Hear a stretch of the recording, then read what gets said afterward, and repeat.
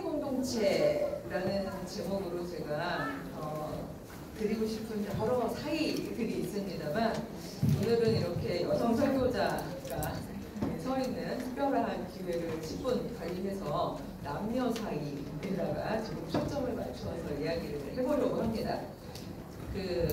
제가 늘 질문을 드리는 게 있는데요. 하나님께서는 전지전능하시고 창조주시기 때문에 못 만드시는 것이 없으신 분이시죠.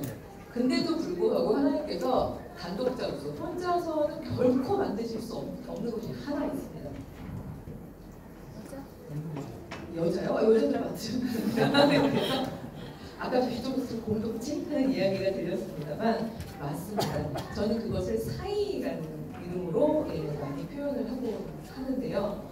하나님께서 혼자 계셔서는, 단독자로 계셔서는 결코 사이라는 공간, 즉 최소한 두 존재 이상이 마주 보아야만 만들어지는 그 공동의 공간을 만드실 수가 없다고 저는 생각을 합니다. 그래서 어쩌면 창조를 하신 것이 아닐까.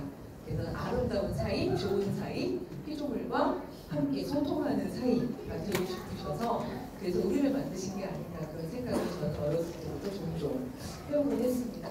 참 신기한 게요, 유치원 때부터 그런 생각을 했는데 그때는 그런 얘기를 하면 어른들이 야단을 치죠.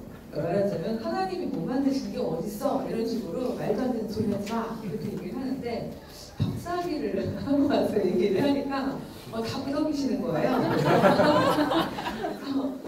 왜 같은 이야기인데 이렇게 권위라는 것이 나의 존재 바깥에 있어야만 하는 걸까, 이런 질문도 많이 하고 했습니다만 참 신기한 공간이고 또 신기한 어떤 관계적인 그런 존재인 것 같습니다.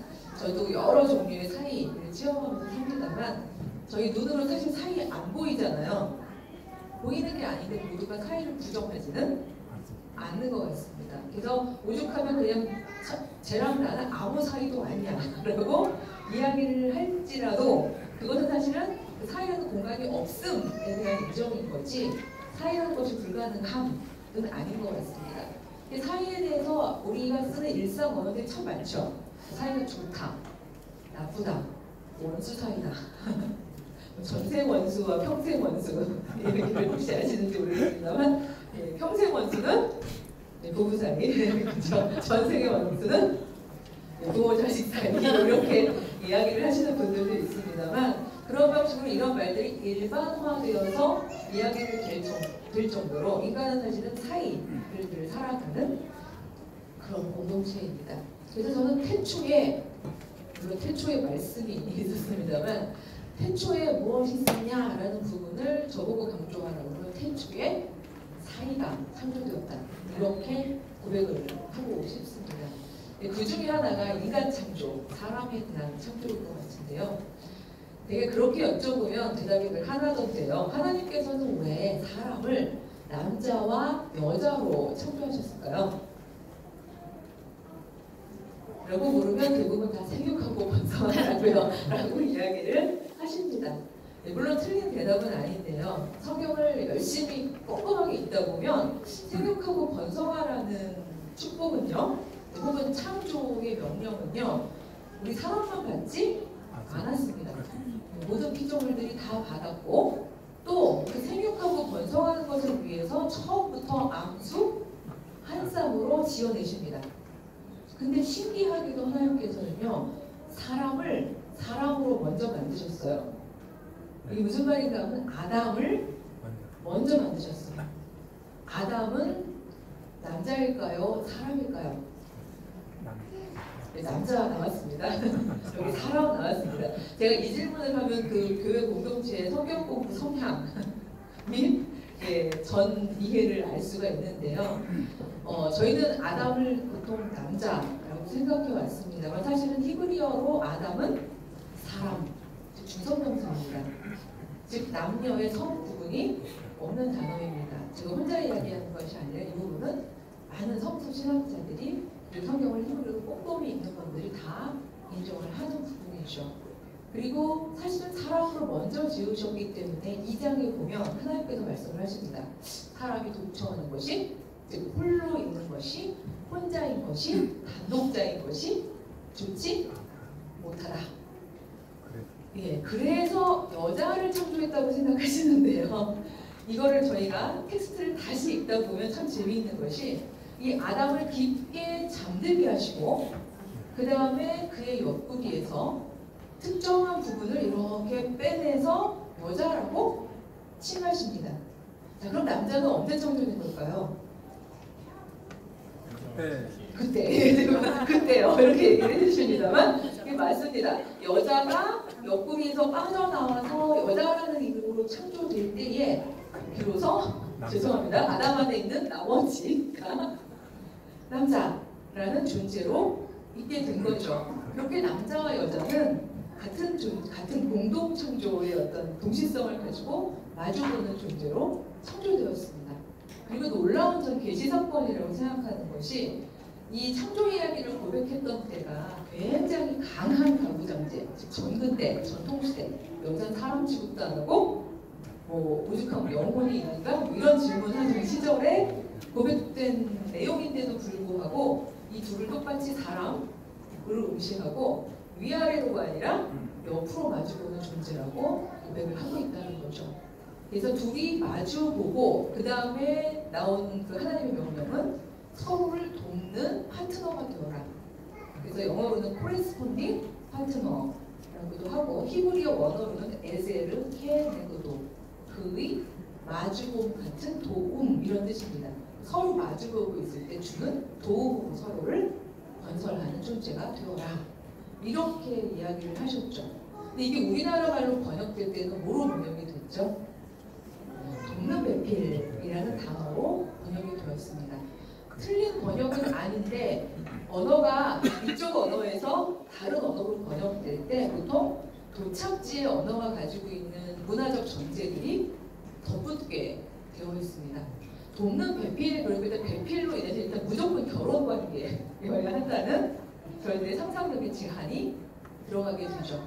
사실은 되게 다른 두 존재의 마주보험에 더 강조가 있는데 일단은 결혼의 문제야 라고 해석을 하게 되고 그 다음에 또 하나는 이 돕는 배필이 여성에 대한 부분이라고만 생각을 하게 되면서 그 내용을 채워온 것이 사실 문화 안에서 내용들을 많이 채워오게 되었습니다.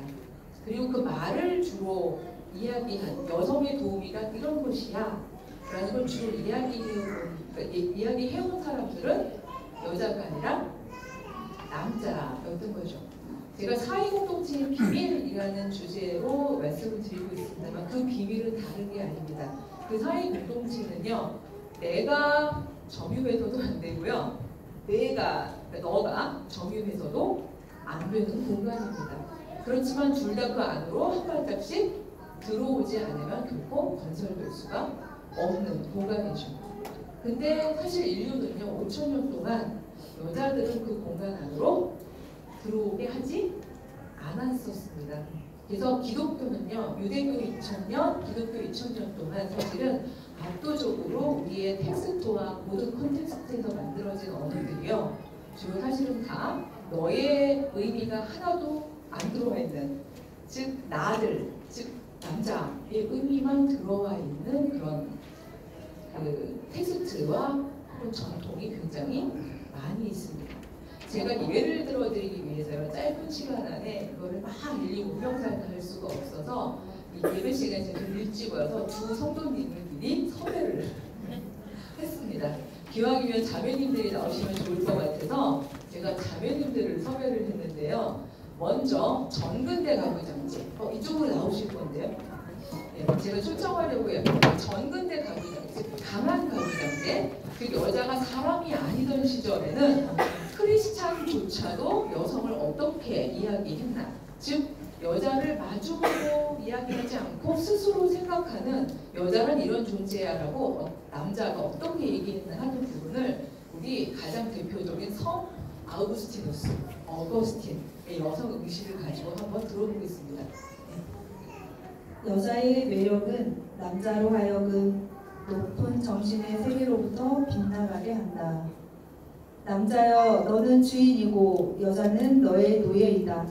신께서 그렇게 원하셨으니 사라는 아브라함에게 복종하여 그를 주인님이라고 불렀다고 성서에 적혀 있다. 남자에게 도움을 주기 위해 여자가 만들어졌다고는 하지만 자식을 낳는 일 말고 무엇 때문에 여자가 만들어졌는지 도무지 모르는 일이다. 별로 분노하지 않고서 감사하게 읽어주셔서 너무 감사한데요. 보통 20대 여학생들한테 이 낭독을 부탁을 하면 이게 진도가 안 나갑니다.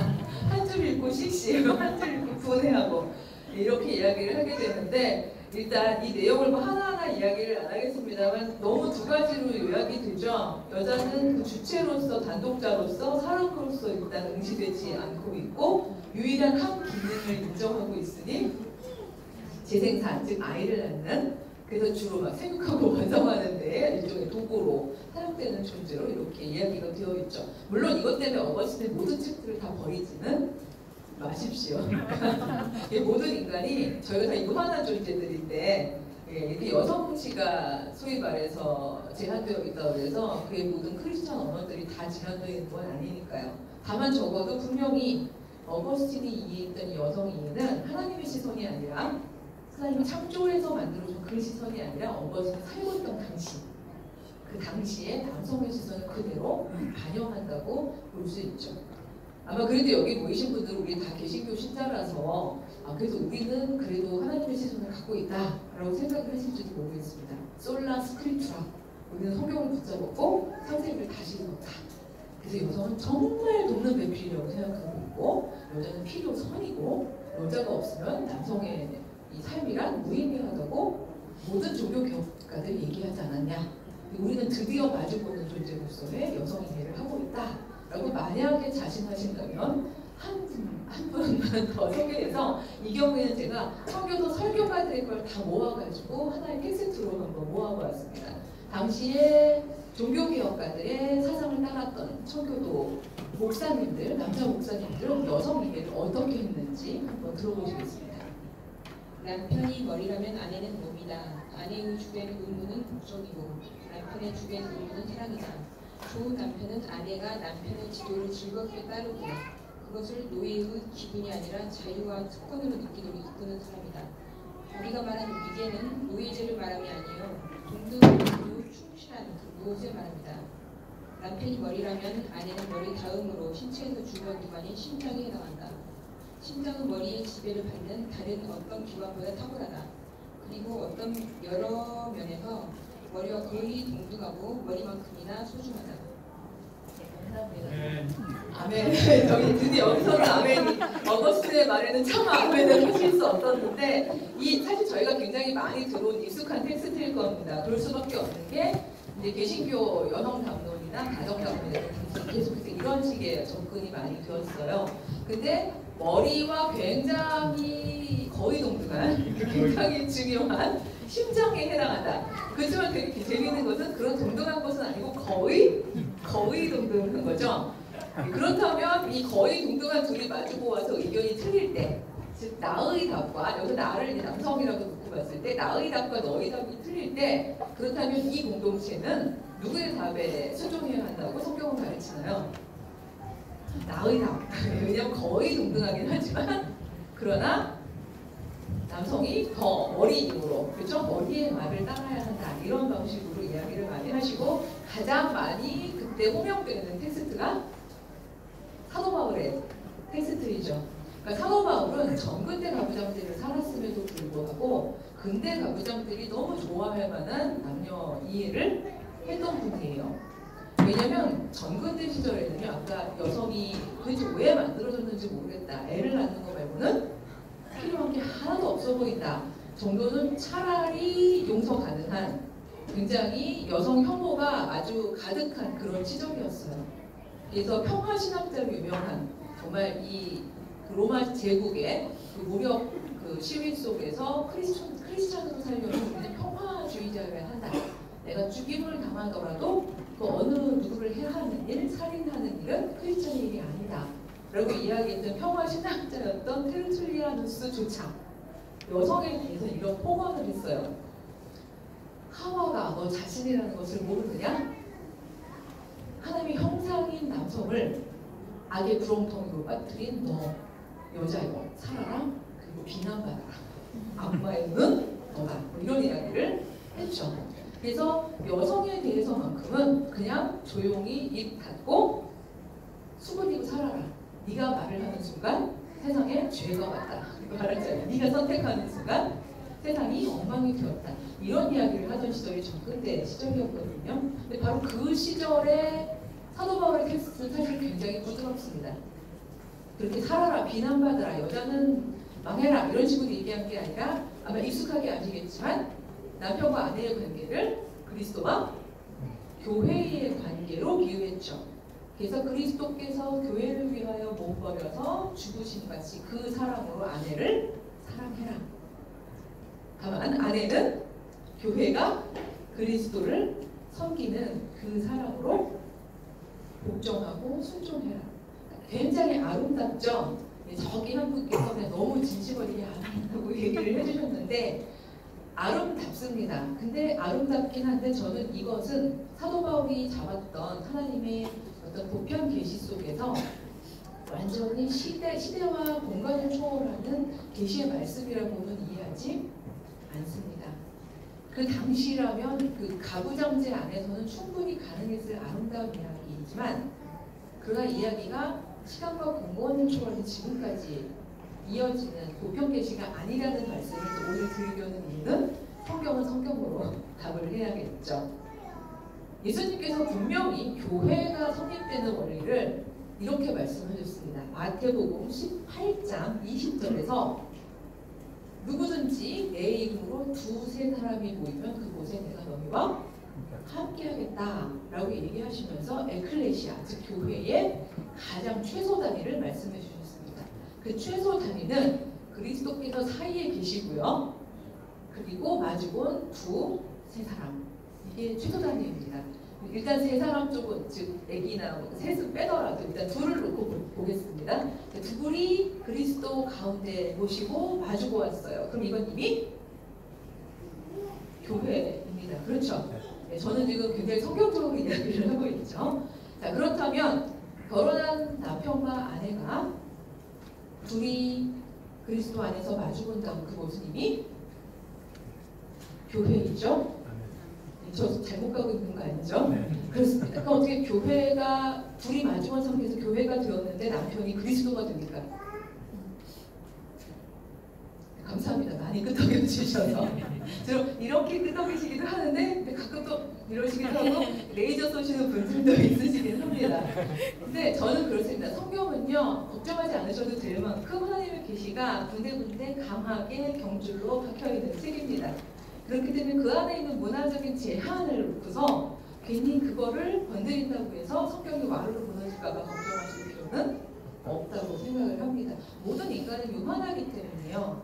자기가 속한 공동체, 자기가 속한 문화, 또 내가 속해 있는 자리의 제한을 받아서 계시의 말씀을 언어화하게 되어 있습니다. 그러다 보면요. 계시를 받긴 받았는데 그걸 언어화하는 과정에서 유한성이 드러나기 마련입니다. 그 유한성은요. 잘 구별해서 우리가 마치 고고학자들이 유물 발견하듯이요. 잘 구별해서 계시를 찾아낼 수 있다고 저는 확신을 합니다. 제가 이 얘기 할 때마다 늘 그 예화가 있습니다. 10계명 10번째 계명, 제 10번째. 혹시 외우시나요? 내 이웃의 소유, 아니, 아내만이 아니라 내 이웃의 소유, 가산, 집을 탐내지 말라. 이건 분명히 계시죠. 왜냐하면 이게 선포되었던 당시에는요. 왕은, 남자는, 그리고 강한 사람들은 남의 이 소유를 마음대로 막 힘으로 빼앗아도 되는 시절이었어요. 그 시절에 네가 강자라고 부자라고 함부로 남의 재산을 빼앗지 말라라는 말씀은 분명히 시대와 공간을 초월해야 분명히 계신 말씀이 맞는데 중요한 건 그 뒤에 다른 사람의 소유 목록이 나옵니다. 소유란 이런 것이야 하고 나오는데 소유 목록을 혹시 외우실 수 있으신 분? 제가 오늘 그 질문을 많이 하죠. 이렇게 되어 있습니다. 남의 아내나 남종이나 여종이나 소, 나귀, 가축 리스트가 쭉 나오죠. 그렇습니다. 즉 아내, 남종, 여종 가축입니다. 뭐가 빠졌죠? 예, 대부분 우리 시대의 그 전제로 다들 얘기합니다. 남편이 빠졌네요. 근데 어느 대학교에 가서 이 얘기를 했더니 그럼 남의 남편은 탐해도 되나요? 아싸! 뭐 이렇게 얘기를 하는 그 여학생들이 장난스럽게 얘기를 했습니다만 설마요? 아니겠죠? 자, 그럼 이거는 이 뒤에 이 목록, 가산, 집안의 재산은 도대체 어떻게 된 걸까요? 그것만이 남의 재산일까요? 이런 얘기죠. 이거는 강한 가부장제 시절에 오로지 남자만 사람으로 인정되던 바로 그 문화를 반영한 거죠. 앞에 남의 것 탐내지만 이건 분명히 계시인데 이 계시를 받은 인간이 뒤에다가 열심히 적은 거죠. 남의 것이란, 남의 가산이란 이런 걸 적는 과정에서는 당시 문화가 들어갈 수밖에 없는 겁니다. 그러니까 남의 것 중에 중요한 게 뭐있지? 일단 남의 아내. 여기서 남이라고 한 건 남자인 거죠. 그리고 심지어 가산을 가진 남자예요. 그러니까 종은 남종, 여종. 남종도 있게 되는. 그래서 바로 이런 시절이 반영되어 있는 이 말조차 우리가 하나님의 계시라고 만약에 받아들이게 된다면 그렇다면 우리는 성경 안에 있는 하나님의 계시를 제대로 읽을 수 없을 뿐만이 아니라 너무나 말도 안 되는 실천을 하게 될 수도 있는 거죠. 그래서 이런 방식으로 제가 그 말씀을 드립니다. 시간과 공간을 초월해 있느냐, 모두에게 보편적인 깊은 복음이냐, 이 두 가지만 묻고 성경을 읽어봐도 무엇이 하나님의 계시인지, 무엇이 인간의 부유한 설명인지, 혹은 본인이 붙이고 싶다 보니까 너무 멀리 간 설명인지를 구별할 수 있다라고 말씀을 드리는데요. 그렇게 보자면 사실은 창세기에 나와 있는 남녀의 남녀 사이 공동체에 대한 이야기는요, 너무나 기가 막히게 멋진 하나님의 계시를 갖고 있는, 즉 태초부터 지금까지 사실은 실제적으로는 거의 이루어지지 않았으나 그러나 처음 출발부터 하나님께서 원하셨던 그런 어떤 원한 공동체에 대한 비전을 담고 있다고 생각합니다. 즉 굉장히 다른 두 사람이 서로를 마주보면요, 그리고 그 안에 하나님이 함께 하신다면 그렇다면 그 두 사람은 서로를 마주본 상태에서 줄 수 있는 도움을 어떤 도움을 주고받을 수 있을까요? 하나님은 왜 완전체로 사람을 아담으로 만들지 않고 남자 여자로 마주보게 하셨을까요? 에 대한 질문이거든요. 물론 대답은 다른 대답들이 많이 있을 수 있겠습니다만 저는 이 부분을 굉장히 많이 기도를 했습니다. 왜냐하면 제 실존의 문제였었기 때문입니다. 개신교 가정에 경건한 목회자 큰딸로 자라면서 아시죠? 맏딸은 살림미천이고 목사님의 큰딸은 목회미천이라고 하거든요. 그래서 그 모든 운명적 과제, 제도적 과제를 수행하다 보니까 제가 학교에서 배우는 페미니즘하고 교회에서 가정에서 실천하는 신앙은 굉장히 별도의 전혀 화합할 수 없는 그런 가르침이었어요. 그리고 어떻게 바쁘게 정말 널뛰듯이 뛰어가면서 살다가 이게 어느 순간 딱 같이 할 수 없어진 지점이 생겼던 것이 유학을 가서 아기를 낳았을 때입니다. 아기를 얻고는 도서실 갈 수가 없더라고요. 제가 잠을 안 자는 것만으로는 해결이 안 되는 거죠. 그래서 제가 어른들께 여쭙고 목사님께 여쭈었을 때 돌아온 대답이 바로 이 개신교 가정담론이었습니다.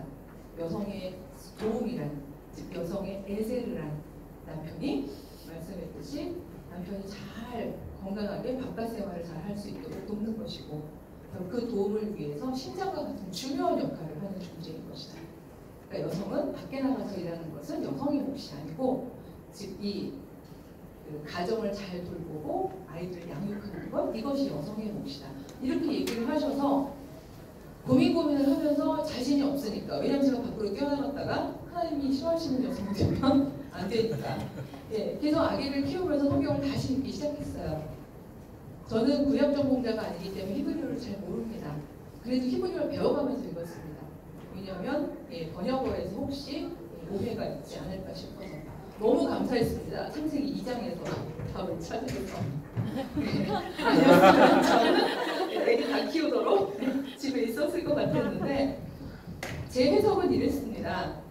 하나님께서는 왜 사람이 독점하는 것을 싫어하셨나에 대한 저의 대답은 오직 인간만이요. 호모 사피엔스라고 하죠. 오직 인간만이 하나님의 창조 질서를 아름답게 갖고 나갈 수도 있지만 교란하고 파괴할 수도 있는 존재라는 사실입니다. 인간은요, 사피엔스는요, 유일하게 자기가 생각한 거를 이 땅에 실제로 실물로 만들 수 있는 존재입니다. 다른 동물들은 운명대로 살아요. 주어진 삶을 그냥 살아가죠. 하지만 인간만큼은 환경에 적응하는 게 아니라 환경을 바꿔버리는 존재입니다. 물론 이 말이 다스리다라는 말로 정당화되어 온 오해의 역사도 분명히 있습니다만 저는 오히려 이 다스림이라는 말과 도움이라는 말을 연결해서 이런 해석을 한번 해보았습니다. 여러분이 공감하실지 아니면 삶이 힘들다 보니까 혼자 하는 해석이구나라고 생각하실지는 몫입니다만 저의 해석은 이렇습니다. 혼자인 사람이 즉 하나님의 형상으로 지음받고 창조 안에서 유일하게 자유의지를 가지고 있고 그 다음에 무언가를 하나님을 닮아서 지어낼 수 있는 놀라운 창조성을 가지고 있는 그 인간이 만약 답이 하나라면 그 내 답을 견제할 존재가 아무도 없다면 그래서 이 답만으로 계속 무언가를 자꾸 만들어낸다면 저는 그 귀결은 바벨탑 글씨밖에 없다고 생각합니다. 바벨탑의 우리라는 사람은요, 우리 이름을 하늘 끝까지 닿게 하자. 그래서 널리 우리 이름을 넓히자라고 했던 그 우리는 전 인간 공동체의 전체를 의미하는 의미 아니라고 생각합니다. 필시 남자들이었을 것이고 남자들 중에서도 남종, 여종을 부릴 수 있는 유산자 남자들일 것이고 아마 그 당시로 치면 왕이거나 제사장이거나 소위 말해서 지배하는 남자들이었겠죠. 바로 그 소수의 우리의 이름을 높이기 위해서 바벨탑을 짓자니 얼마나 많은 인력이 벽돌을 만들고 그거를 하나하나 기중기도 없던 시절에 그걸 쌓아가면서 강요된 노동을 해야 했습니까? 바로 그런 세상, 그런 문명이 지어질까봐 하나님께서는 정말 다른 답을 가진 너를 창조하시고 너희 둘이 함께 도와야 비로소 다스림이라는 것이 가능하다. 나의 다스림 같은 다스림, 약자들까지도 살려내는 바로 그런 다스림.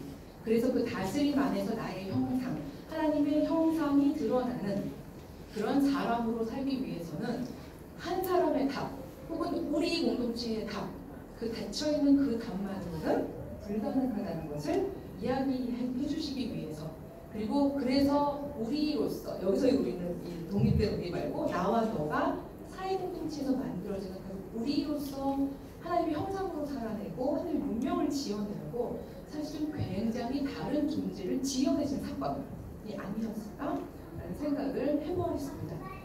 그렇다면 적어도 에세르, 도움에 대해서 우리는 세 가지를 꼭 기억해야 합니다.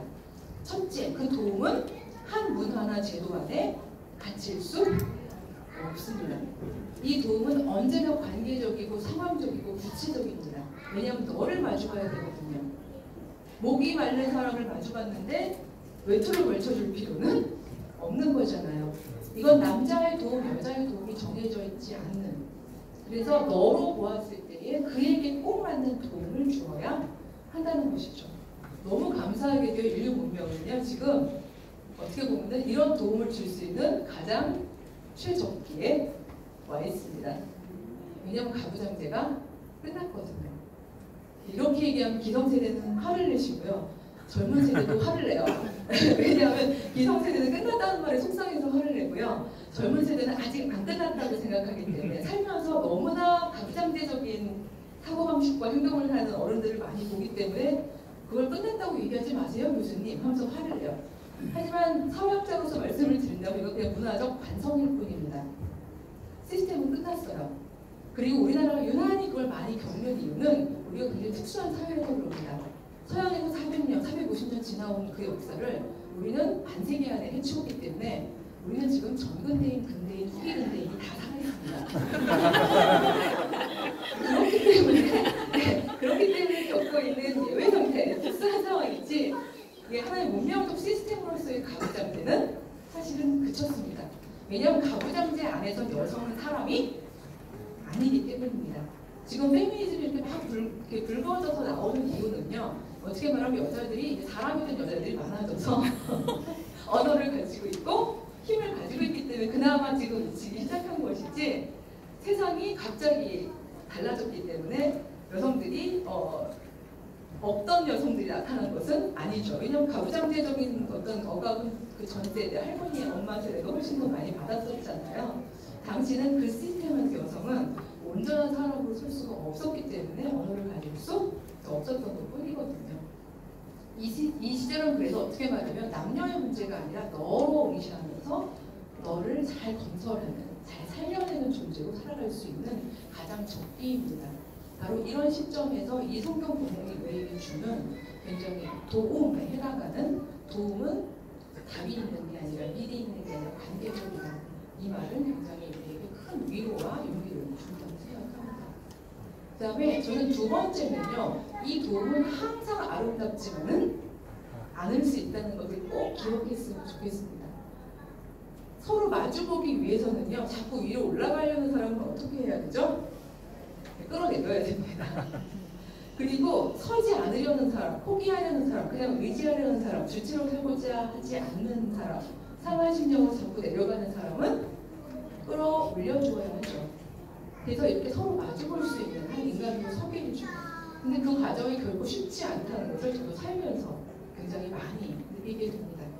모세가 하나님께 계시를 받았을 때에 히브리 그 사람으로 살고 있지 못한 그들을 내가 해방시켜주겠다. 약속의 땅에서 사람으로 살게 해주겠다.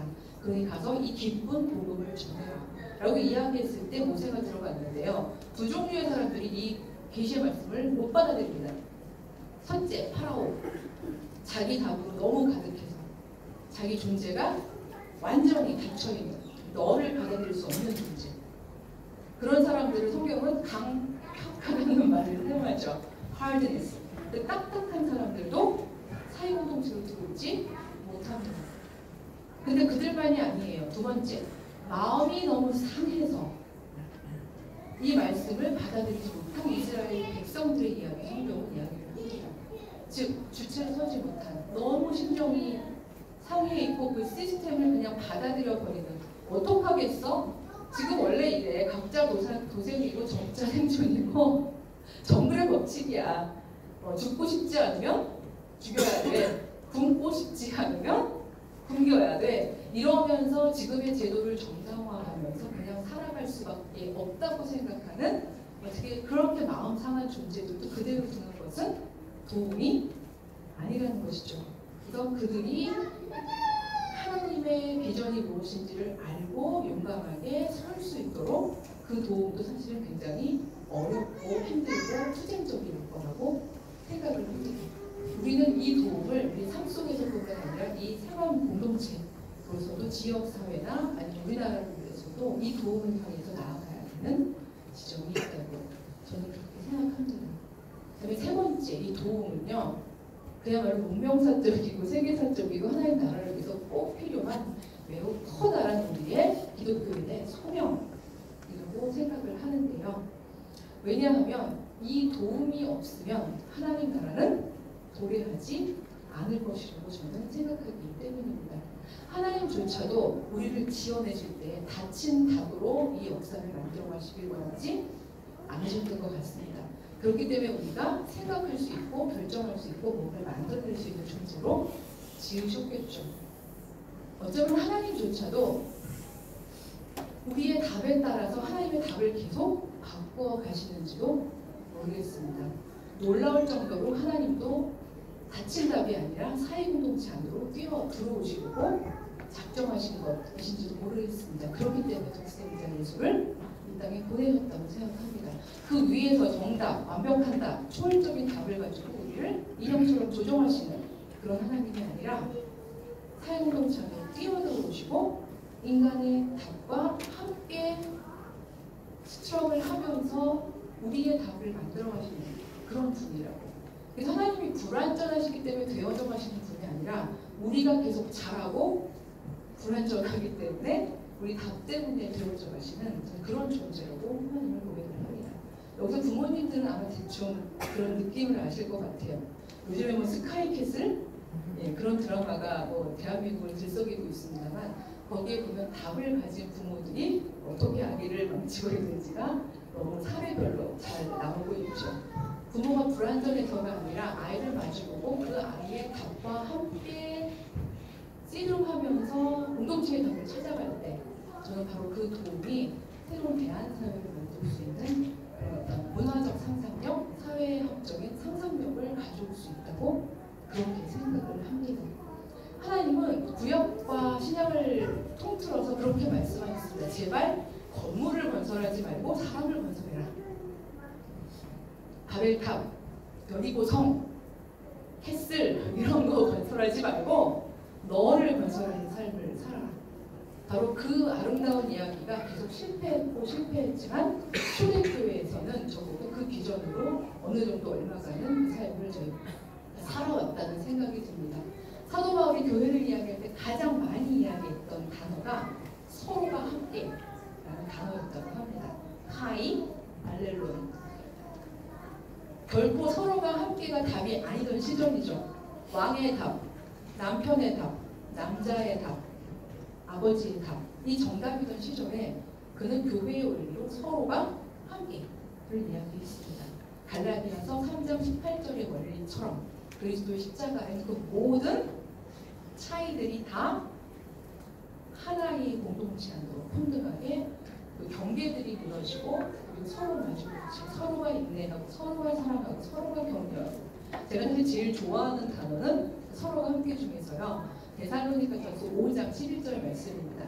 서로를 건설하십시오. 오이코도메오 동사를 사용했는데요. construct, 건물을 지을 때 사용하는 그 동사입니다. 즉 사랑을 건설하십시오. 저는 이 모든 과정이 오늘 성경에서 읽었던 에베소서 2장 22절의 말씀처럼 저희가 하나님의 처소로 지어져가는 그 과정이라고 생각합니다. 그래서 오늘 사실 대표설 기도하실 때 제가 열심히 꼼꼼히 들었어요. 거기에 이 제도 안에 들어오지 못한 수많은 너들이 호명되는 걸 보면서 너무 마음이 감사하고 뿌듯했습니다. 그런데 한 너가 아직 안 들어왔죠. 네, 이것은 제가 결코 지적질하려는 것이 아니라 그 많은 공동체에서 여전히 그 너로서의 여성의 의미가 아직까지는 많이 들어오고 있지 않은 현실인 것 같습니다. 대안을 추구하는 교회에서도 그래요. 특히 어떤 하나님 나라 공동체의 비전을 사회 안에서 실천하려는 많은 교회에 가보면 의외로 여성 이슈가 뒤로 빠져있는 경우들이 많습니다. 그래서 수많은 너들이 사회 공동체 안에서 자기의 의미를 이야기할 수 있도록 그래서 그 이야기를 들으면서 나였던 사람들이 나의 답을 수정해 볼 수 있도록 그리고 우리의 답은 나들의 포기가 아니라 나와 너가 함께 서로를 건설하는 방향으로 갈 수 있는 그런 선택을 할 수 있도록 그게 교회의 이름이기 때문에 그런 삶을 살 수 있도록 저희가 그렇게 함께 서로 지어져 갔으면 좋겠습니다. 그래서 설교를 30분에서 40분 사이에 하라고 얘기를 하시면 제가 막 마음이 바빴는데요. 드디어 39분이 되었습니다. 그래서 기도로 마치도록 하겠습니다. 사랑의 하나님 감사를 드립니다. 태초부터 저희들에게 서로를 건설하면서 하나님의 형상으로 살아내라 이렇게 새로운 방식의 다스림에 권한을 주신 당신의 사랑을 고백합니다. 그러나 저희가 늘 오해해서 그리고 나들의 욕심 때문에 지금까지 지어져온 모든 문명이 하나님의 형상으로 저희들이 드러내는 삶이기보다는 그 반대 방향으로 나아갔던 역사가 많았음을 자복하고 회개합니다. 이 시절은 그 어느 때보다도 남자들과 여자들이 서로 마주보고 서로의 다름으로 서로를 세우고 도울 수 있는 그런 세상임을 저희들 감사함으로 여깁니다. 바로 이 세상에서 하나님 당신께서 기뻐하셨던 태초부터 기대하셨던 바로 그런 하나님 나라를 저희가 이 땅에서 이루어갈 수 있도록 도와주시옵소서. 힘을 주시옵소서.